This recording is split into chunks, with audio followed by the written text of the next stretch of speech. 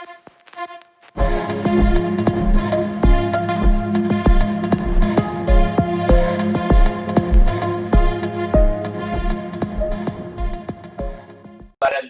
यो पातञ्जल योग सूत्रको व्याख्यान, जसमा हामीले पहिलो अध्याय साधन पाद, पहिलो अध्याय समाधि पादलाई हामीले भर्खरै गएको हप्ता पूरा गरेका छौं। अब दोस्रो अध्याय आरम्भ भएको छ, यसको नाम हो साधन पाद। पहिलो अध्यायमा हामीले समाधिको बारेमा चर्चा गर्यौं। समाधि के हो? समाधि भनेको यो आत्मासँग जुन जीव भावको संश्लेषण जोडिएको टाँसिएको अवस्था छ, यही नै सबै तरहका दुःखको कारण हो। र यो आत्मासँग चित्तको यो जोडिनु, यो संयुक्त अवस्थालाई अलग गर्नु नै समाधिको मुख्य उद्देश्य हो। समाधिमा पुग्न साथ विशिष्ट प्रज्ञाको उदय हुन साथ आत्मालाई भिन्न अवस्थामा देख्ने बुझ्ने हुन साथ आत्मालाई अशान्त गर्ने अथवा आत्मालाई अनेक तरहका उपद्रवसँग जोड्ने यो चित्तको स्वरूपलाई पनि जानिन्छ, बुझिन्छ। र चित्त म होइन, म आत्मा हुँ भनेर आत्माको स्वतन्त्र सत्तालाई जान्ने, बुझ्ने र अनुभव गर्ने त्यो विशिष्ट प्रज्ञा समाधिबाट प्राप्त हुन साथ हामीले चित्त र चित्तले उत्पन्न गर्ने सबै तरहका उपद्रवहरूलाई त्यसैगरी त्याग गरिदिन्छौं। जसरी खाना खाइसके पश्चात हाम्रो शरीरले लिने रसहरूलाई लिइसके पश्चात त्यो भोजनको अवशिष्ट भागहरूलाई हामीले प्रतिदिन मल त्याग गरे जस्तै त्याग गर्छौं। र यसरी शुद्ध चित्त, शुद्ध आत्मा को एक रूपता रहिरहने अवस्था नै तपाईं हामी मनुष्य मात्रका लागि सर्वोत्तम अवस्था हो। यो सर्वोत्तम अवस्था पाउनका लागि समाधिमा पुग्ने प्रयास गरिन्छ। समाधिमा पुग्नका लागि यो अष्टाङ्ग योगको सतत साधना र अभ्यास अनिवार्य हुन्छ।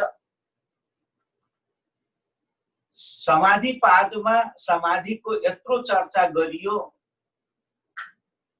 यो यति जटिल लाग्ने समाधि किन चाहियो?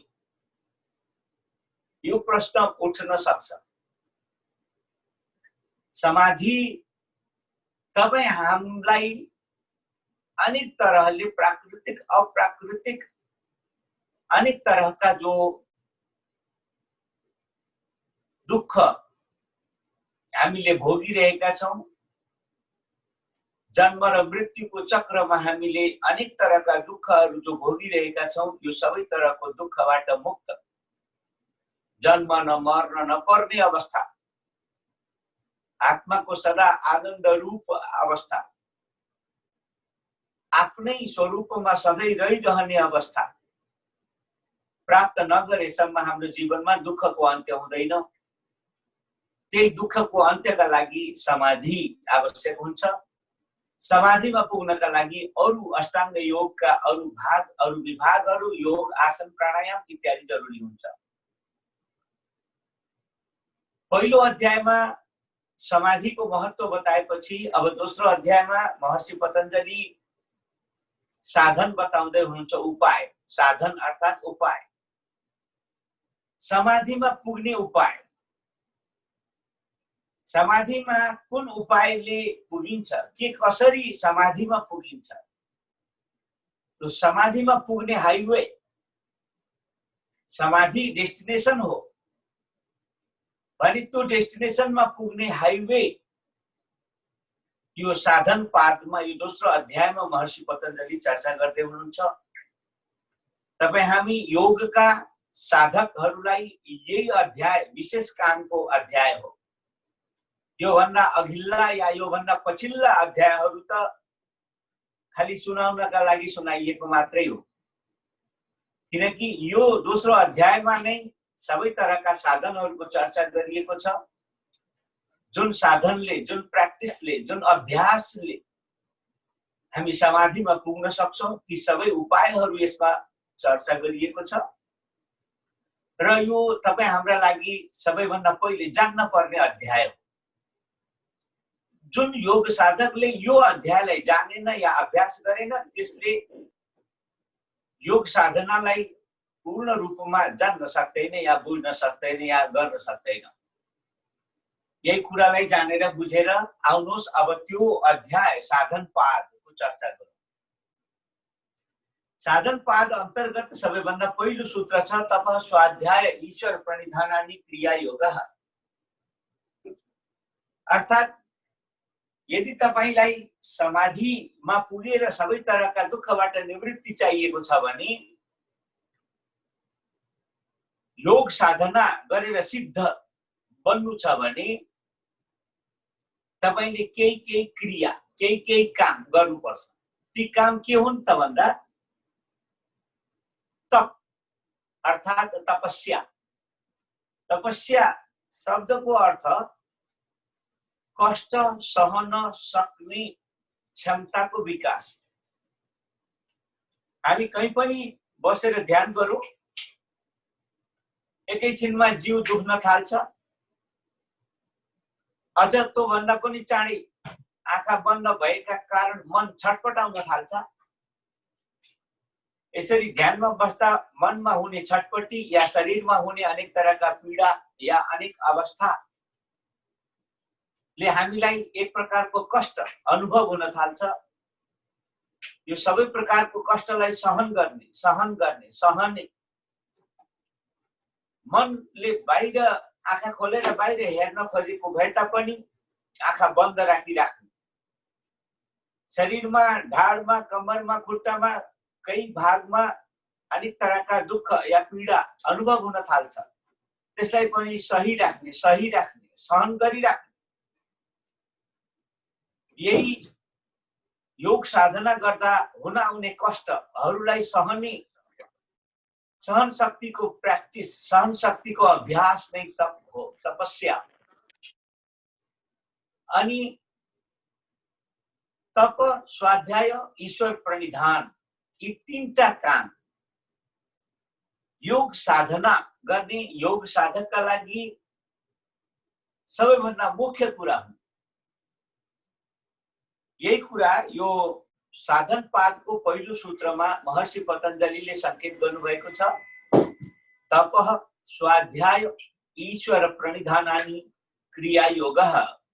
अर्थात् तपस्या अनि स्वाध्याय अनि ईश्वरमा समर्पण, यी तीनटा कामलाई क्रिया योग भनिन्छ। अर्थात् गर्नुपर्ने काम भनिन्छ। योग साधकले सबभन्दा पहिले गर्नुपर्ने काम। यो किन गर्ने भन्ने कुरा अगाडि बताउँदै हुनुहुन्छ। तप अर्थात्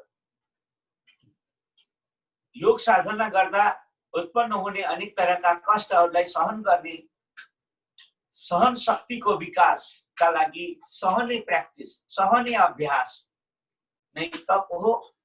स्वाध्याय अर्थात् आफ्नै अध्ययन। भगवान गौतम बुद्धले आफ्ना वरिपरि आउने हरेक शिष्यहरूलाई सोध्ने गर्नुहुन्थ्यो, तिमी 100 वर्ष अगाडि कहाँ थियौ, ल भन। अनि 100 वर्ष अगाडिको त कथा कसैले जान्दैन, कहाँ थियो।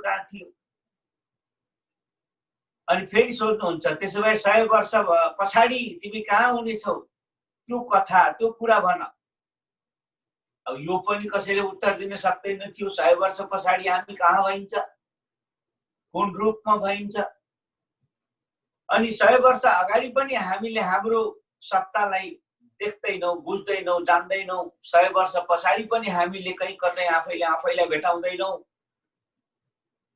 अनि समयको यो विराट रूपलाई हेर्नुस् त, लाखौं करोडौं अरबौं वर्ष बितिसके, लाखौं करोडौं अरबौं वर्ष अगाडि पसारिएको विशाल कालखण्ड छ।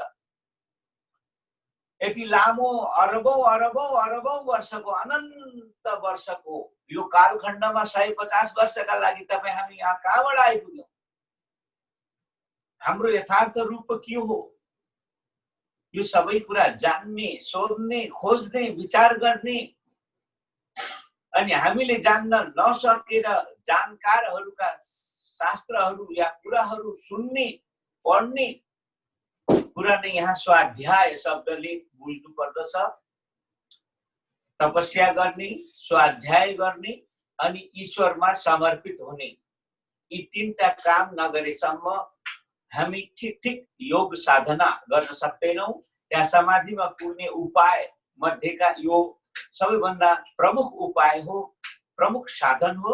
त्यसैले महर्षि पतञ्जलिले आफ्नो पातञ्जल योग सूत्रको यो दोस्रो अध्याय साधन पादमा पहिलो सूत्रको रूपमा तप, स्वाध्याय, ईश्वर प्रणिधान यी तीनटा कुरालाई क्रियायोग भनेर उल्लेख गर्नुभयो र यो निरन्तर गरिरहनु पर्छ। यो गरिएन भने योग साधना अगाडि बढ्दैन भन्ने कुरा संकेत गर्नुभएको छ। तसर्थ तपाईँ हामीले पनि यी कुराहरूलाई अत्यन्तै गम्भीरताका साथ लिन बुझ्न पर्छ। अब यसै गरी दोस्रो सूत्रमा महर्षि पतञ्जलि भन्नुहुन्छ समाधि भावनार्थ क्लेश तनुकरणार्थश्च। यो तपस्या अनि स्वाध्याय अनि ईश्वरमा समर्पण यी किन चाहिन्छन् त? त्यसको कारण बताउँदै हुनुहुन्छ समाधि भावनार्थ।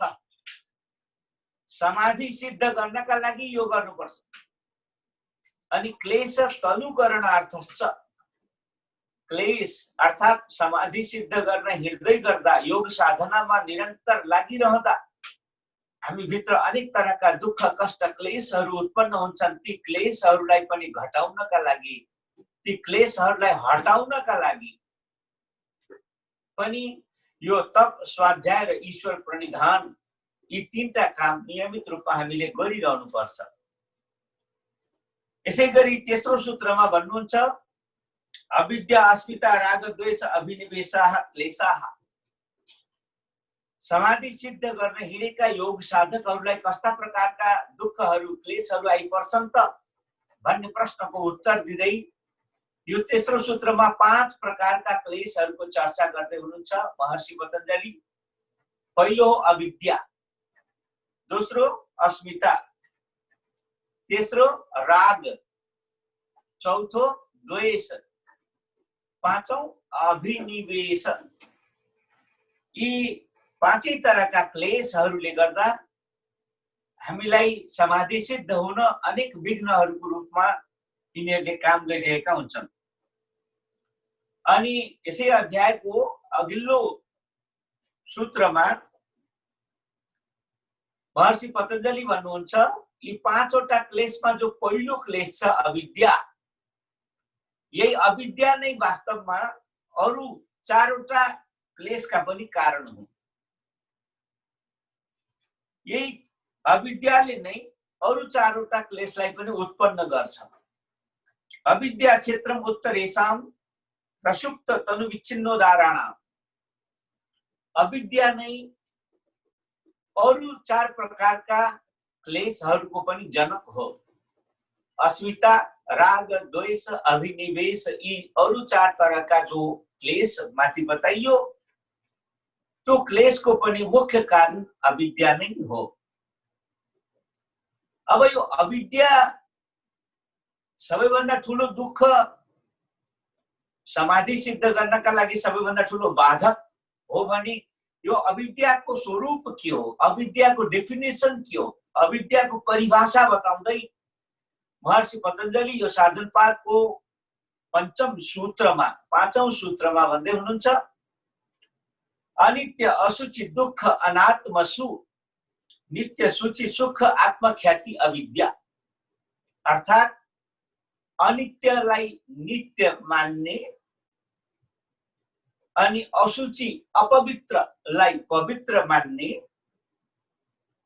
अनि दुःखलाई सुख मान्ने अनि अनात्मलाई आत्मा मान्ने या नाशवान वस्तुलाई नाश नहुने वस्तु मान्ने, यस्तो उल्टो उल्टो उल्टो उल्टो सबै उल्टो बुझिने जो भाव हो त्यही नै अविद्या हो। अविद्या भनेको एउटा यस्तो स्वभाव हो जसले ठिक ठिक कुरा बुझ्नुको साटो उल्टो उल्टो कुरा बुझाउँछ। विषय वस्तुलाई ठिक ठिक नबुझेर उल्टो उल्टो बुझाउँछ जसले, त्यही उल्टो उल्टो बुझाउने ठिक ठिक कुरा बुझ्न नदिने सामग्रीको नाम यहाँ अविद्या हो। यसै गरी अविद्याको परिभाषा दिएपछि फेरि अस्मिता, दोस्रो क्लेश अस्मिता। अस्मिताको परिभाषा दिँदै महर्षि पतञ्जलि भन्नुहुन्छ दृक् दर्शन शक्तियोः एकात्मकता एव अस्मिता। दृक् र दर्शन, प्रिय मित्रहरू, योग साधकले जान्नै पर्ने विषय के हुन्छ भने एउटा आत्मा छ अनि अर्को आत्मा भन्दा भिन्न आत्माको संयोगले उपस्थित हुने बाह्य गतिविधि छ। त्यसलाई चित्तको अवस्था भन्न पनि मिल्छ, इन्द्रियजन्य अनेक उपद्रव भन्न पनि मिल्छ।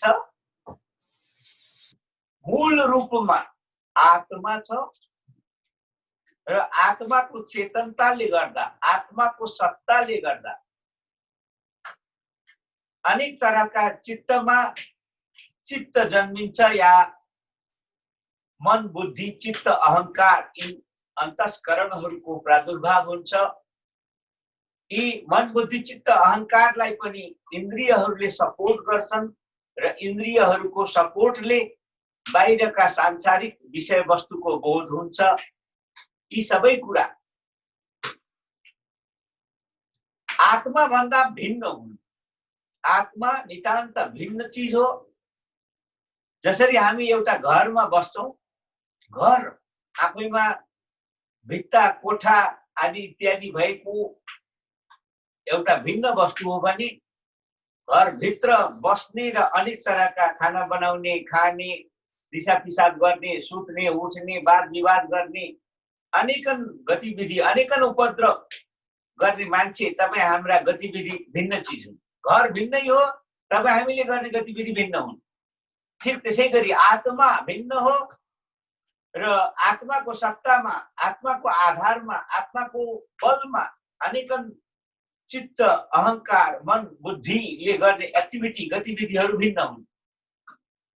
यसरी आत्मा र आत्मा भन्दा भिन्न दुई थरी सामग्रीलाई पहिले जानौं, बुझौं र यो 6औं सूत्रमा दृक् दर्शन शब्दले भन्न खोजिएको कुरा, दृक् अर्थात आत्मा, देखने वाला, जानने वाला, अनि दर्शन अर्थात देखिने वाला, जे जति पनि दृश्य छ, जे जति पनि देखिने सामग्री छ, त्यो सबै यी भिन्न भिन्न चीज हुन्। तर पनि जब यी भिन्न भिन्न चीजले एक रूपता धारण गर्छ, एउटै हो भन्ठान्ने अवस्था उत्पन्न हुन्छ, त्यसैको नाम अस्मिता हो। म सुखी छु या म दुखी छु भन्ने जस्ता व्यवहारबाट के बुझिन्छ भने शुद्ध आत्मामा पनि सुख या दुःखको छाप पर्छ र यो छाप अवास्तविक हो र यही दृक् शक्ति र दर्शन शक्तिको एकाकार हुनु नै अस्मिता हो।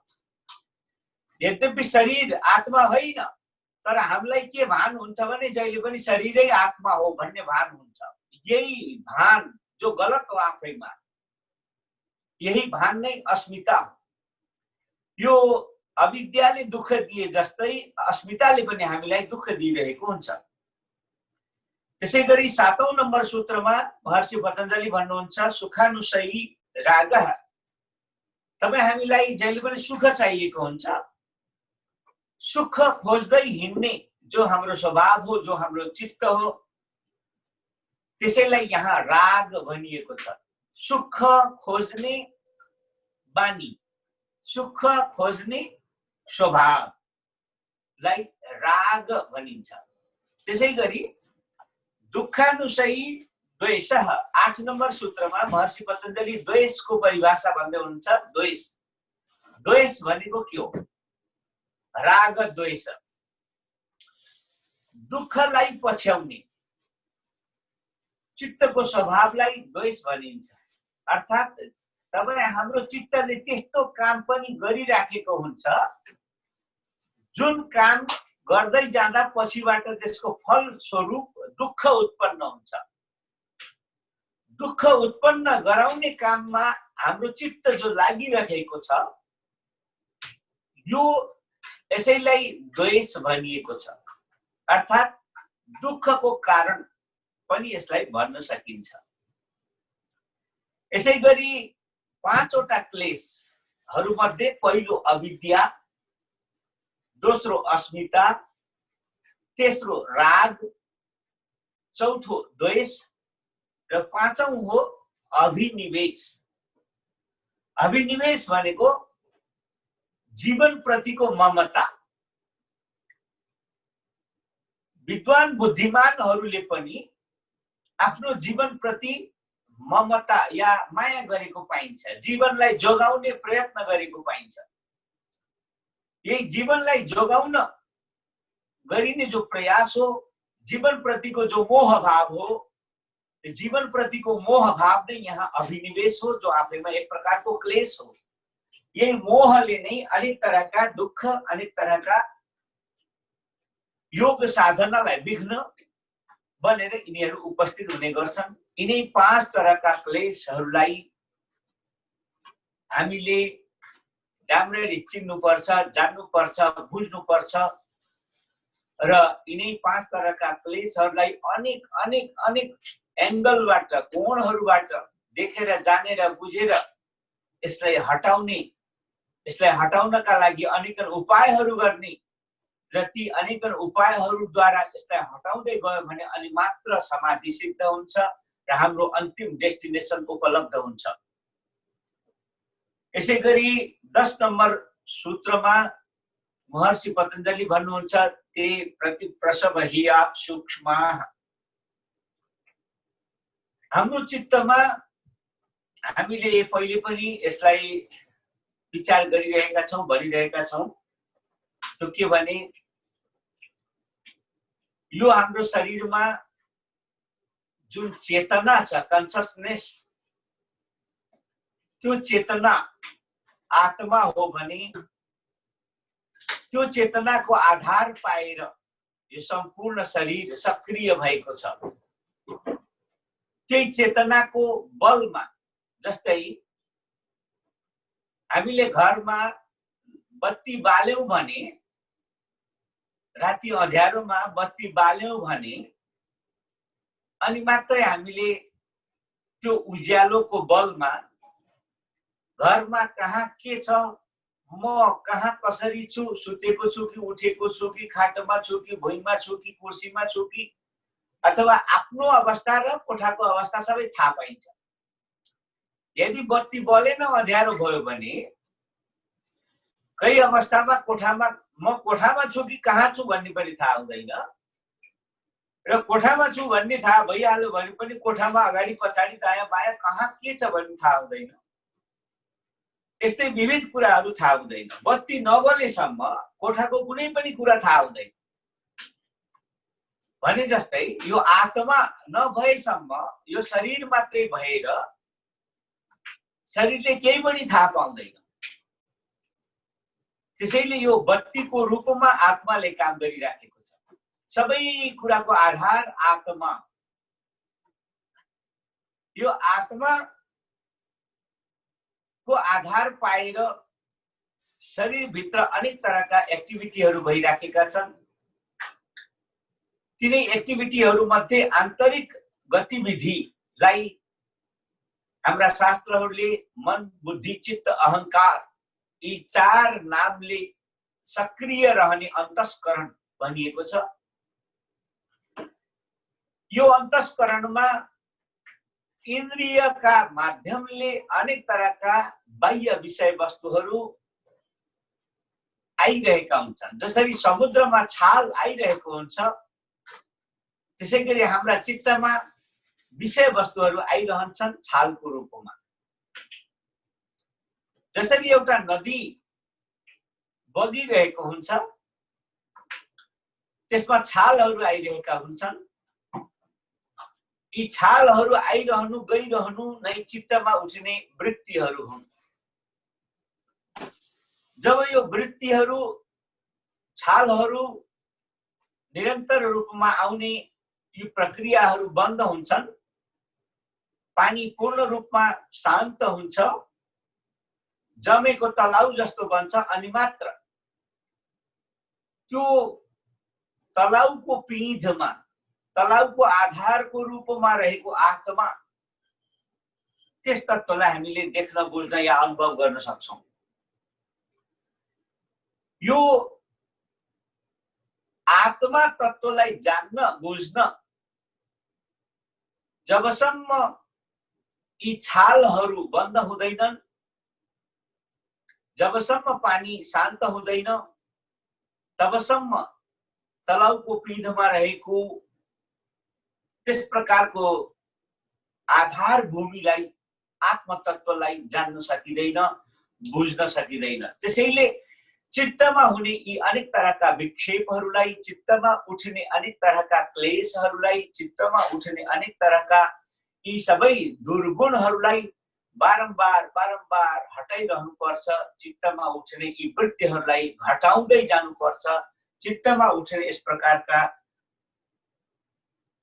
योग साधनाका बाधक तत्त्वहरूलाई, समाधिका विघ्नहरूलाई हटाउने प्रयास गरिरहनु पर्छ भन्ने कुरा यो 10औं सूत्रमा महर्षि पतञ्जलिले भन्नुहुन्छ। ते प्रतिप्रसव हेया, हेया अर्थात् हटाउन लायकका, सूक्ष्मः अत्यन्त सूक्ष्म हुन्छन्, ती भित्रिक संस्कारहरूका रूपमा विकसित भइरहेका हुन्छन्। त्यसैले हाम्रा चित्तमा उपस्थित हुने यी सबै भावनाहरूलाई हामीले हटाउँदै जानुपर्छ। त्यसैगरी अब हटाउने भन्न त भनियो, सजिलो छ, हटाउन पर्छ। हटाउने कसरी, हटाउने उपाय के हो? 11औं नम्बर सूत्रमा महर्षि पतञ्जलि भन्नुहुन्छ, ध्यान हि आस्तद वृत्तयः, ती वृत्तिहरू, त्यो चित्तमा उठिरहने उपद्रवहरू ध्यानद्वारा हटाउँदै जानुपर्छ। ध्यान जस्तै हामीले ध्यानमा बसेका बेला एउटा मात्रै कुरामा चित्त अडिन्छ, तर ध्यानमा नबसेका बेला चित्तमा 50औं कुराहरू, एकैछिनमा 50औं कुरा, दिनभरिमा हजारौं कुरा हाम्रा चित्तमा आइरहन्छन्। जसरी एक दिनमा हजारौं छालहरू समुद्रमा आइरहन्छन्, त्यसै गरी हाम्रो चित्तमा पनि ध्यान नगरेका बेलामा हजारौं वृत्तिहरू उठ्ने, हराउने, फेरि उठ्ने, फेरि हराउने गरिरहन्छन्। र ध्यान गर्दा एउटै विषयमा ध्यान भइरहँदा यी धेरै प्रकारका हजारबाट अब एकमा आए। यो हजार वृत्तिबाट एकमा आउनु अत्यन्त ठूलो शान्ति, ठूलो उपद्रवको कमी। यही कुरालाई महर्षि पतञ्जलि यो साधन पादको 11औं नम्बर सूत्रमा भन्नुहुन्छ, ध्यान हियास्तद वृत्तयः, ध्यानद्वारा चित्तमा उठ्ने यस प्रकारका वृत्तिहरू, यस प्रकारका उपद्रवहरू हामीलाई शान्त हुन नदिने यी विघ्नहरूलाई हटाउनु पर्छ।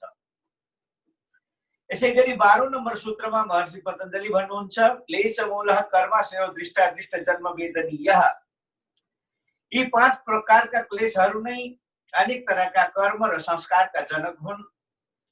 अनि यिनै कर्महरू, यिनै संस्कारहरू केहीले वर्तमानमै तुरन्तै फल दिन्छन् भने केहीले भविष्यमा गएर फल दिन्छन्। हाम्रा कर्म र संस्कारहरूका आधारमा यिनका फलहरू पनि हामीलाई सुख या दुःखका रूपमा उपलब्ध भइरहन्छ। सतिमूले तद्विपाको जात्यायुर्भोगाः, अर्थात् 13औं नम्बर सूत्रमा भन्नुहुन्छ, जब तक हाम्रा मन मस्तिष्कमा, चित्तमा यी अनेक तरहका संस्कारहरू बनिरहन्छन्, तब तक हामीलाई कुनै न कुनै प्रकारको सुख या दुःखको भोग गरिरहनु बाध्य भइन्छ। तसर्थ यी संस्कारहरूलाई मेटाउनु जरुरी छ। चित्तमा उठ्ने यस प्रकारका वृत्तिहरूलाई मेटाउनु जरुरी छ। जब तक चित्तमा उठ्ने यस प्रकारका वृत्तिहरू र वृत्तिले उत्पन्न गरेका कर्म र संस्कारहरू जब तक मेटिँदैनन्, तब तक सुख या दुःखलाई भोगिरहन हामी बाध्य हुन्छौं। यही हाम्रो प्राकृतिक अवस्था हो। यसैगरी 14औं सूत्रमा महर्षि पतञ्जलि भन्नुहुन्छ ते राध परिताप फला पुण्य पुण्य हेतुत्वात्, अर्थात् हामीले अनेक तरहका चित्तमा उठ्ने वृत्तिहरूले बारम्बार संस्कार तयार गर्छन्, बारम्बार अनेकन कर्महरूलाई तयार गर्छन् र तिनै कर्महरूले हामीले सुख दुःख भोग गर्ने गर्छौं र तिनै कर्महरूबाट उत्पन्न सुख या दुःखलाई भोग गर्ने जो भोग हो त्यो सधैँभरि सुखद हुन्छ भन्ने हुँदैन, कहिले सुखद कहिले दुःखद। यी सबै सुख दुःखका कारण यिनै चित्तमा उठ्ने वृत्तिहरू र यसले उत्पन्न गर्ने संस्कारहरू हुन् भन्ने कुरा यो 14औं सूत्रमा महर्षि पतञ्जलिले संकेत गर्नुभएको छ। यसैगरी अगाडि 15औं सूत्रमा भन्नुहुन्छ परिणाम ताप संस्कार दुःखैर गुणवृत्ति विरोधाच्च दुःखमेव सर्वं विवेकिनः। ज्ञानीहरू, विद्वानहरू, बुद्धिमानहरू यो सत्व गुण, रजोगुण, तमोगुण यी तीनटा गुणहरूको परस्पर विरोधबाट उत्पन्न जे जति पनि परिणामहरू छन्, यी परिणामहरू अन्ततोगत्वा दुःख नै दिने खालका हुन्छन् भन्ने कुरा विद्वान, बुद्धिमान, सिद्ध योगीहरूले जान्दछन्, बुझ्दछन्। त्यसैले सत्वगुण, रजोगुण, तमोगुणको विरोधबाट उत्पन्न परिणामलाई उनीहरूले घृणा गर्छन्, तिरस्कार गर्छन्, इग्नोर गर्छन् र आफूभित्र बढ्न दिँदैनन्, अर्थात् चित्तमा उठ्ने वृत्तिहरूलाई बढ्न दिँदैनन्। यसैगरी 16औं नम्बरको सूत्रमा महर्षि पतञ्जलि भन्नुहुन्छ हेयम दुःखम अनागतम। जुन दुःख आइपुगेकै छैन त्यो दुःखलाई लिएर आकाश खस्यो भने म कहाँ जाउँला भन्ने खालको यो कपोल कल्पित दुःखले परेशान हुनु हुँदैन। यस्ता दुःखलाई दुःख मानेर दुखी हुनु हुँदैन। हेयम दुःखम अनागतम, न आइपुगेको दुःखलाई कल्पना गरेर दुखी हुनु हुँदैन। आदरणीय मित्रहरू, दुःख तपाईँ हामी योग साधना किन गर्दैछौँ? यो दुःखबाट मुक्त हुनका लागि एउटा प्रयास हो। दुःखको अनेक रूप छ। भगवान गौतम बुद्धले पनि 4 आर्य सत्य अन्तर्गत दुःखकै वर्णन गर्नुभएको हामी पाउँछौं। दुःख यो जीवन दुःखको समुद्रमा डुबेको अवस्थामा छ। हाम्रा चारैतिर दुःखै दुःख छन्, अगाडि पछाडि सबैतिर दुःखै दुःख छ। सबै तरहको दुःखबाट मुक्त हुनु नै मानव जीवन प्राप्त गरेका बेला गर्नै पर्ने सबैभन्दा ठुलो काम। यदि मानव जीवन जस्तो उच्चतम लाइफ, उच्चतम जीवन प्राप्त गरेका बेला पनि हामीले यो ठुलो दुःखबाट मुक्त हुने कोसिस गरेनौं भने मानव जीवन व्यर्थ फ्याँक्यौं, व्यर्थ गर्यौं, मानव जीवनको महत्त्वलाई बुझेनौं र हाम्रो दुःख अब निवृत्ति नहुने र दुःख बढ्दै जाने, झन् ठुलो दुःखको भवसागरमा डुब्दै जान पर्ने बाध्यात्मक अवस्था आइलाग्छ भनेर हाम्रा महर्षिहरूले हामीलाई बार बार संकेत गरेका कुरा हामीले बुझ्नुपर्छ। प्रिय मित्रहरू, अब 16औं सूत्रबाट अगाडि जाउँ। 17औं सूत्रमा दृष्टि दृश्ययोः संयोगो हेय हेतु, अर्थात् आत्मा र चित्त यी दुईटा जब एक बन्दछन् यहीँनिर दुःखको कारण सुरु हुन्छ। शरीरलाई नै हामीले आत्मा मानेका छौँ, जो आफैमा गलत हो। आत्मा शुद्ध चेतना हो, शरीर पृथ्वी तत्व हो, पार्थिव हो। शरीरमा पंच महाभूतहरू छन्, पृथ्वी, जल, तेज, वायु, आकाश। तर यो पाँचै महाभूत भन्दा भिन्न पृथक वस्तु हो आत्मा, जो ज्ञान रूप छ, जो चेतन छ। यो चेतना र यो चेतनाको आधारमा उत्पन्न चित्त, यी दुवै भिन्न भिन्न वस्तु हुन्, तर यी दुवै भिन्न भए तापनि हामीलाई एउटै हुन् भन्ने भान भइराखेको छ। यही नै सबभन्दा ठुलो दुःखको कारण हो, यही अविद्या। अविद्याले, हामीले अघि नै अविद्याको परिभाषामा बताइसक्यौं, अनित्य वस्तुलाई नित्य सम्झिन्छ, अपवित्र वस्तुलाई पवित्र सम्झिन्छ, अनि दुःखलाई सुख सम्झिन्छ, अनि नाशवान वस्तुलाई शाश्वत सम्झन्छ। यसरी उल्टो उल्टो उल्टो उल्टो बुझ्ने बुझाउने, जो उल्टो बुझ्ने उल्टो बुझाउने जो सामग्री हो त्यसैको नाम अविद्या। आत्मा र चित्त भिन्न हुन्, तर पनि हामीले एउटै बुझ्छौं। अनि आत्मा र शरीर भिन्न हुन्, तर पनि हामीले एउटै बुझ्छौं। यही एउटै बुझ्नु, गलत बुझ्नु, यही नै सबैभन्दा ठुलो अविद्याले उत्पन्न गर्ने दुःख हो।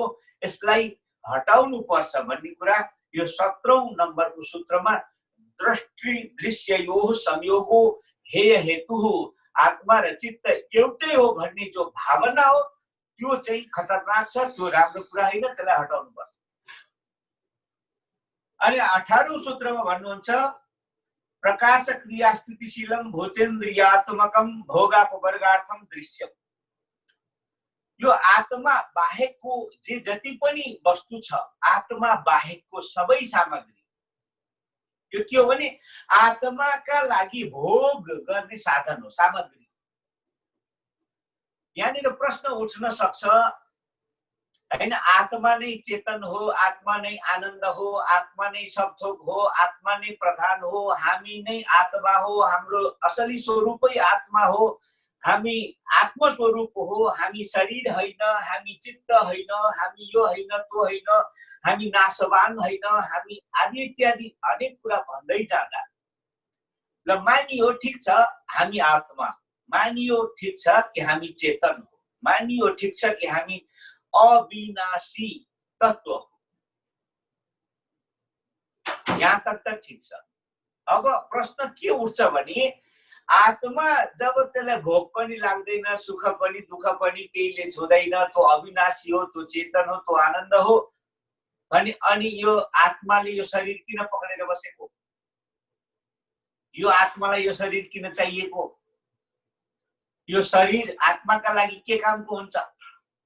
यो मन बुद्धि चित्त अहंकारलाई आत्माले समातेर के गर्ने हो? यसले आत्माले यसलाई किन समातेको? आत्माले समातेको हो कि यो मन बुद्धि चित्त अहंकारले आत्मा समातेको? रामले श्यामलाई समातेको हो कि श्यामले रामलाई समातेको भने जस्तो हो, आत्माले शरीर समातेको हो कि शरीरले आत्मा समातेको हो?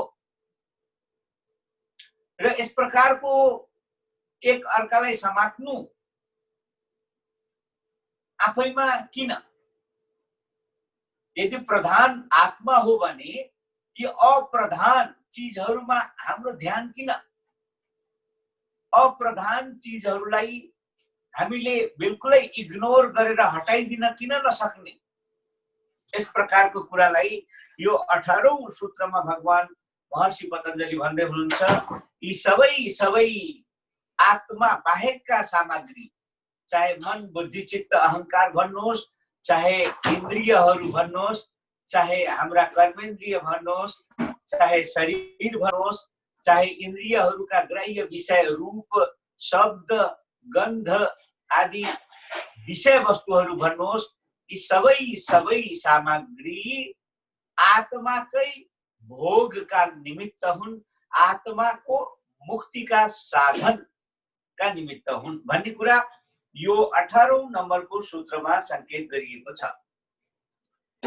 यसैगरी 19औं नम्बर सूत्रमा विशेष अविशेष लिंग मात्र अलिंगानी गुणवर्माणी, सत्व गुण रजोगुण तमोगुण, यी तीनटा गुणले यो संसार बनेको छ। तपाई हाम्रो शरीर पनि यी तीनटा गुणले बनेको छ। यो तीनटा गुण का पनि चारवटा भिन्न भिन्न अवस्था छन् भन्ने कुरा यो 19औं नम्बरको सूत्रमा संकेत गर्नुभएको छ। र ती चारवटा भिन्न भिन्न अवस्था के हुन्? एउटा हो विशेष, अर्को हो अविशेष, अर्को हो लिङ्ग मात्र अनि अर्को हो अलिङ्ग। यी चारैवटा गुणका अवस्था अनुसार हाम्रो शरीर अनि इन्द्रिय अनि इन्द्रियले उत्पन्न गर्ने ज्ञान अनि अन्तस्करण, मन बुद्धि चित्त अहंकार अनि आत्मा, यी चार चीज यहाँ छन् र यिनैका गतिविधि नै समग्र जीवन हो भन्ने कुरा हामीले जान्नु पर्दछ, बुझ्नु पर्दछ। विशेष शब्दको अर्थ यहाँनिर पञ्चमहाभूत र इन्द्रिय हुन् भन्ने बुझ्नु पर्छ। विशेष माने पञ्चमहाभूत र इन्द्रिय। अनि अविशेष शब्दको अर्थ यहाँ पञ्चमहाभूतको पनि कारण, जसलाई हामी तन्मात्रा भन्छौं, र त्यो तन्मात्रालाई पनि ह्यान्डल गर्ने अहंकारलाई यहाँ अविशेष शब्दले बुझ्नुपर्छ। तन्मात्रा र अहंकार अविशेष हुन्। र त्यसै गरी लिङ्ग मात्र, 3 नम्बरको अवस्था भनेको लिङ्ग अर्थात् महत्त्व, अर्थात् सबै हाम्रो शरीरभित्रको आत्मतत्व अलिङ्ग हो। लिङ्ग मात्र हो भने त्यस पश्चात अलिङ्ग अर्थात् प्रकृति, जो प्रकृति र पुरुष भनेर हामीले मान्ने गर्दछौं, यो प्रकृति नै यहाँ अलिङ्ग शब्दले बताउन बुझाउन खोजिएको छ। हामीले यो संसारलाई बनाउने सामग्री 3 तरहका गुण हुन्, सत्वगुण, रजोगुण, तमोगुण। यसको पनि बुझ्नका लागि सहज होस् भनेर व्याख्यान मैले पहिले भनिसकेको छु, फेरि पनि स्मरण रहोस्, म दोहोर्याएर यसलाई भन्दैछु। रजोगुण अर्थात् क्रिएटिभ हुने पावर, सक्रिय गराउने शक्ति, हामीलाई सक्रिय बनाउने तत्त्व, यो रजोगुण हो। तमोगुण अर्थात् हामीलाई निष्क्रिय बनाउने शक्ति, यो तमोगुण हो। र कहाँ सक्रिय हुने, कहाँ निष्क्रिय हुने, यो सक्रियता र निष्क्रियतालाई ब्यालेन्स गर्ने शक्तिको नाम सत्वगुण। यो सत्वगुणको स्वरूप ज्ञानमय, आनन्दमय हुन्छ। रजोगुणको स्वरूप एक्टिभ भइरहने हुन्छ र तमोगुणको स्वरूप निष्क्रिय हुने, निदाउने या अल्छी मानेर एक ठाउँमा बसिरहने, यस्तो खालको हुन्छ। हामीले गाडी ड्राइभ गर्ने कुराबाट पनि यसलाई बुझ्न सहज हुन्छ भनेर हामीले सत्वगुण, रजोगुण र तमोगुणको परिभाषा या परिचय गर्दै गर्दा गाडी ड्राइभिङ गर्ने कुरालाई पनि यसमा हेरेर यसलाई अझ स्पष्ट हुन सक्छौं। उदाहरणको रूपमा रजोगुणले गाडीलाई अगाडि कुदाउँछ भने तमोगुणले गाडीलाई ब्रेक गर्छ। र कहाँ ब्रेक गर्ने, कहाँ गाडी कुदाउने, यो अवस्था त्यो गाडी भित्र ड्राइभ गर्ने ड्राइभर नै सत्वगुण हो, जसले कहाँ कुदाउनु पर्छ, कहाँ ब्रेक गर्नुपर्छ, यसको बीचमा ब्यालेन्स कायम गरिरहन्छ। ड्राइभर सत्वगुण हो भने अगाडि कुदिरहनु रजोगुण हो र रोकिनु तमोगुण हो। यसरी यो समग्र जीवन, यो समग्र पृथ्वी, यो समग्र ब्रह्माण्डमा यी 3टा मात्र गतिविधि हुन्छन्। या त सक्रिय हुन्छ, या त निष्क्रिय हुन्छ, या त यही सक्रिय र निष्क्रियको बीचमा सन्तुलन हुन्छ। यी 3टा एक्टिभिटी मात्र संसारमा हुने गर्छन् र यही नै संसारको यथार्थ हो, वास्तविकता। यो 3टा गुण पनि विशेष, अविशेष, लिङ्ग मात्र र अलिङ्ग गरेर 4 प्रकारको हुन्छ भनेर हामीले जान्नुपर्छ, बुझ्नुपर्छ। र यसै गरी अब 20औं सूत्रमा अगाडि बढौं। द्रष्टा दृश्य मात्र शुद्धोपि प्रत्ययानुपस्यः। द्रष्टा अर्थात् आत्मा, दृश्य मात्र ऊ केवल चेतना मात्र हो। आत्मा भनेको केवल चेतना। जस्तै एउटा कुनै मरेको मान्छेको शरीर हाम्रो अघिल्तिर छ, यस्तो कल्पना गरौँ। जो भर्खरै मरेको मान्छेको शरीर हाम्रो अघिल्तिर छ भने त्यसको नाकको ठाउँमा नाक त्यही छ, कानको ठाउँमा कान पनि त्यही छ, आँखाको ठाउँमा आँखा पनि त्यही छ, हरेक अङ्गहरू त्यसका यथावत त्यही छन्, जस्ताको तस्तै छन्। तर एउटा कुनै त्यस्तो चीज छैन त्यहाँ जसले गर्दा यी सम्पूर्ण अङ्गहरू निष्क्रिय छन्। अब कानले सुन्दैन, अब आँखाले देख्दैन, अब छालाले स्पर्श थाहा पाउँदैन, कुनै पनि इन्द्रियले आफ्नो आफ्नो काम गर्न सक्दैन। यो सबै इन्द्रियलाई काम गर्न सक्ने त्यो शक्ति कसले दिएको थियो? कुन चीजको कमीले यो शरीर अब लाश बन्यो? त्यही चीजको नाम चेतना हो, त्यही चीजको नाम आत्मा। त्यो आत्मा शुद्ध चेतना मात्र हो। त्यस्तो शुद्ध चेतना मात्र भएर पनि त्यो आत्माले बुद्धिको सहाराले सबै कुरा देख्छ, जान्दछ, बुझ्दछ। बुद्धिलाई आफ्नो सामग्री बनाएर सबै कुरा बुझ्दछ। द्रष्टा दृश्य मात्र शुद्धोपि प्रत्ययानुपस्यः। शुद्ध हुँदा हुँदै पनि बुद्धिद्वारा अनि सबै कुरा जान्ने गर्दछ। बुद्धिद्वारा, बुद्धि उसको आत्माको एउटा साधन हो जान्ने। तदर्थ एव दृश्यस्य आत्मा। 21औं सूत्रमा महर्षि पतञ्जलि भन्नुहुन्छ, आत्माको भोगका लागि, आत्माले उपभोग गर्नका लागि नै यो सारा जगत प्रपञ्च उपलब्ध हो। यो शरीर आत्माले उपभोग गर्नका लागि। श्रीमद् भगवत गीताको 15औं अध्यायमा त्यहाँ चर्चा आउँछ, मन षष्ठानि इन्द्रियाणि प्रकृति स्थानी कर्षति। जब आत्माले जीवन धारण गर्ने इच्छा गर्छ, जब आत्मा पूर्व जन्मका संस्कारहरूले संस्कारित भएर, ती वासनाहरूले वासित भएर पूर्व जन्ममा भोग्न चाहेका, खान चाहेका, गर्न चाहेका कामहरू गर्न बाँकी रहेको अवस्थामा यदि मृत्यु भयो भने, अनि पूर्व जन्ममा भोग्न बाँकी रहेका कुराहरू भोग्नका लागि त्यही संस्कारले संस्कारित, त्यही वासनाले वासित आत्माले फेरि नयाँ शरीर धारण गर्न प्रयत्न गर्छ। र त्यो आत्माले आफैले म कस्तो शरीरमा प्रवेश गरेँ भने मेरा आवश्यकताहरू पूरा हुन्छन् भन्ने कुरा बुझ्छ र त्यस्तो उपयुक्त शरीरमा प्रवेश गर्ने प्रयत्न गर्छ। शाकाहारी मान्छे छ भने शाकाहारी व्यक्तिहरूको समाजमा गएर त्यहाँबाट फेरि आफ्नो शरीर धारण गर्ने प्रयत्न गर्छ। यस्तै देशकाल परिस्थिति अनुसार आफ्नो आफ्नो भिन्न भिन्न रुचि अनुसार आफ्नो रुचि जहाँ पूरा हुन्छ, आफ्नो इच्छा जहाँ पूरा हुन्छ, त्यस्तो शरीर धारण गर्ने प्रयत्न गर्छ आत्मा आफैले।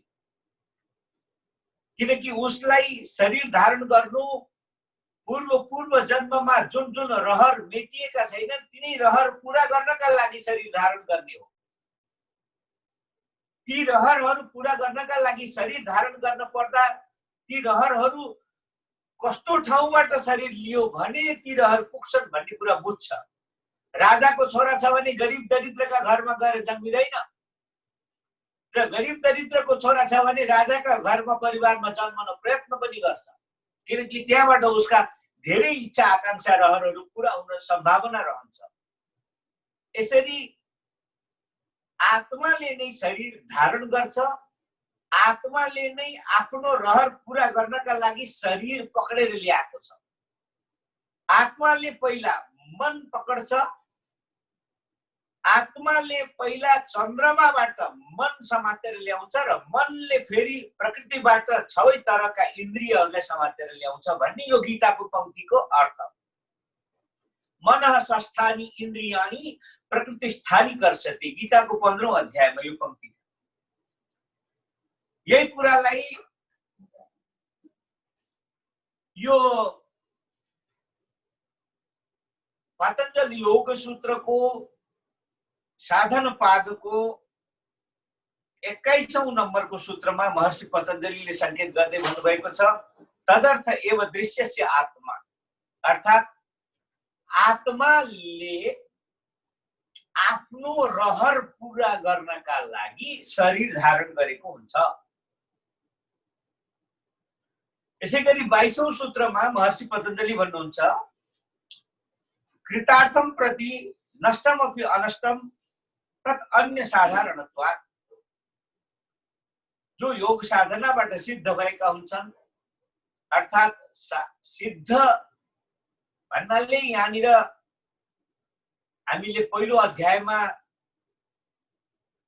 योग साधनाले मात्रै सिद्ध भइन्छ भन्ने छैन। भगवानमा भक्तिद्वारा पनि सिद्ध हुन सकिन्छ, अर्थात् अरु विविध प्रकारले पनि सिद्धि प्राप्त गर्न सकिन्छ भन्ने कुरा अघिल्लो अध्यायमा बताइयो। त्यो अनेक तरहले सिद्ध भएका जे जति पनि सिद्ध पुरुषहरू छन्, यहाँ पुरुष शब्दको अर्थ फेरि लोग्ने मान्छे भन्ने होइन है। पुरुष शब्दको अर्थ मान्छे मात्रै हो, चाहे त्यो पुरुष शरीर होस् चाहे त्यो महिला शरीर होस्। यहाँ पुरुष शब्दको अर्थ मान्छे मात्रै हो। शब्दका अनेक अर्थ हुन्छन्, स्थान प्रसङ्ग अनुसार भिन्न भिन्न अर्थ हुन्छन्। यो 22औं सूत्रमा महर्षि पतञ्जलिले के भन्न खोज्दै हुनुहुन्छ भने,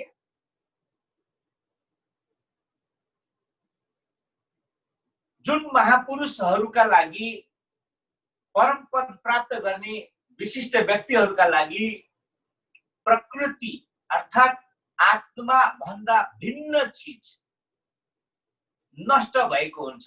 सिद्ध व्यक्तिहरूको आत्मा भन्दा भिन्न चीजलाई नष्ट गरेका हुन्छन्। यसरी सिद्धहरूका लागि आत्मा भन्दा भिन्न वस्तु नष्ट भए तापनि अरु तपाई हामी जस्ता साधारण मनुष्यका लागि भने ती भिन्न वस्तुहरू नष्ट भएका हुन्नन्, प्रकृति नष्ट भएको हुन्न। हामी प्रकृतिमा बाँधिएका हुन्छौँ, हामी प्रकृतिमा आबद्ध छौँ भन्ने जानेर यो सब गर्नुपर्छ।